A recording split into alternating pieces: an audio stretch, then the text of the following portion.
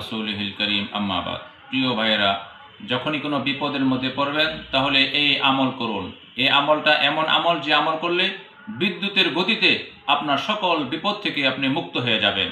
এই আমল যেমন আপনার আত্মীয়স্বজন বিদেশে রয়েছে, আপনার স্বামী বিদেশে রয়েছে, বিদেশে যাওয়ার পরে যে কাজের প্রয়োজন ছিল কোনো কাজ নেই, চাকরি পাইতেছে না, আকামার ব্যবস্থা নেই, ব্যবসা শুরু করেছে, ব্যবসার মধ্যে শুধু লস আর লস, ব্যবসার মধ্যে কোনো উন্নতি নেই, ব্যবসার মধ্যে কোনো বরকত নেই, দোকানের মধ্যে কোনো কাস্টমার আসছে না।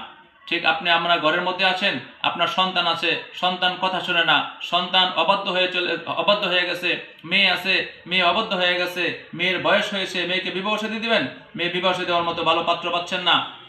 ঘরে স্ত্রী আছে, স্ত্রী অবাধ্য হয়ে গেছে, স্ত্রী অবাধ্য, স্ত্রী কথা শুনে না, স্ত্রী অন্যদিকে কথা বলে। এই সকল বিপদ আপদ থেকে বাঁচতে চান, এই শত্রু আপনার পিছনে শত্রু লেগেই আছে, শত্রু আপনাকে কষ্ট দিতেছে, শত্রু আপনার একের পর এক শত্রু আপনার পিছনে লেগেই আছে, আপনার ব্যবসায় ক্ষতি করে, ব্যবসায় ধ্বংস করে, ব্যবসার পিছনে শত্রু লেগে আছে, আপনার কৃষি কাজ করতেছেন, এই কৃষি কাজের পিছনে শত্রু লেগে আছে, আপনি একটা গাড়ি খরিদ করেছেন, গাড়ি ক্রয় করেছেন, এই গাড়িকে ধ্বংস করার জন্য, গাড়ির সমস্যা করার জন্য আপনার পিছনে ড্রাইভারের সমস্যা করতেছে, আপনার শত্রু সমস্যা করতেছে।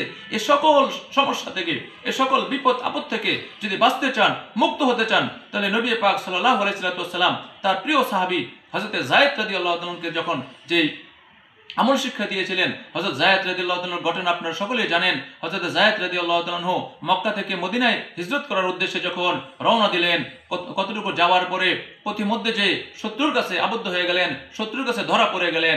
শত্রু যখন হযরত যায়েদ রাদিয়াল্লাহু তাআলাকে একটা ঘরের মধ্যে আবদ্ধ করে রাখলো, ঘর থেকে বের হতে দিল না, চতুর্দিক থেকে সকল দরজা জানালাগুলো বন্ধ করে দিল।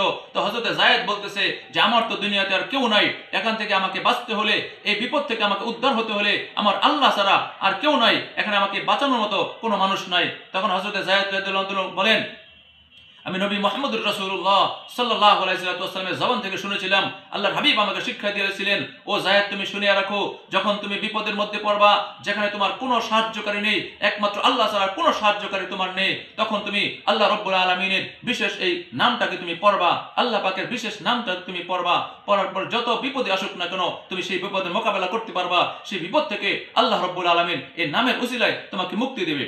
তো মোহতারাম ভাইয়েরা, তখন হযরত যায়েদ রাদিয়াল্লাহু তাআলা বলেন, আমি এই আমলটা শুরু করলাম, এই আমলটা করার পরে শত্রু আমাকে এমনি মুক্তি দিয়ে দিল।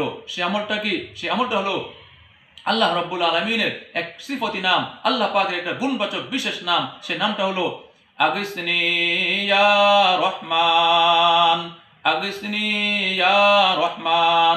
হযরত যায়েদ বলেন, আমি যখন এই আমল শুরু করে দিলাম,